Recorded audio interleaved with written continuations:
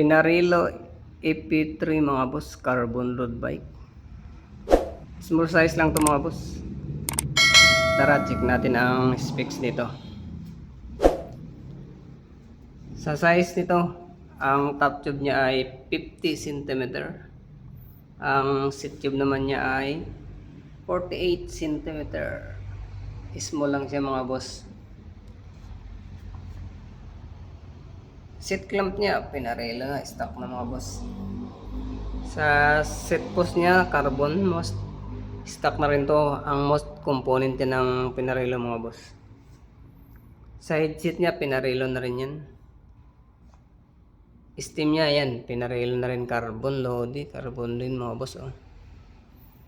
Sa drop bar niya, carbon, alloy lang to. Most na rin component ng Pinarello, stock na siya. STI niya, naka Shimano Ultegra. Yan. Nakalabas pa yung kable dito mga boss. Sa caliper niya, Ultegra na rin. FD niya, Ultegra din. Pati yung RD niya mga boss, Ultegra na. Naka 2x10 speed. Itong crank niya mga boss, stock na. Most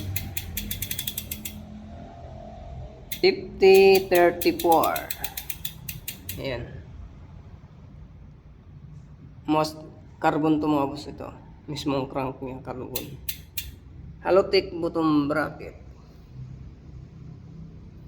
Internal cabling yung top tube niya. Dito sa down tube, hindi pa. Ayan. 2x10 speed. Sa wheel seat niyan, most stock na rin mga boss tong wheel seat niya. Ang ganda. Pati yung buha niya, yung hub, most na rin. Most 700 by 23C yung gulong Bridgestone. Carbon loading. Kinis pa mga boss. Makinis pa. May nakasulat din dito sa down tube, Pinarello. May dalawa ng lagay ng battle cage. Sa pedal niya, hindi pa siya naka-clutch. Italian. Sa saddle niya mga boss, Arion.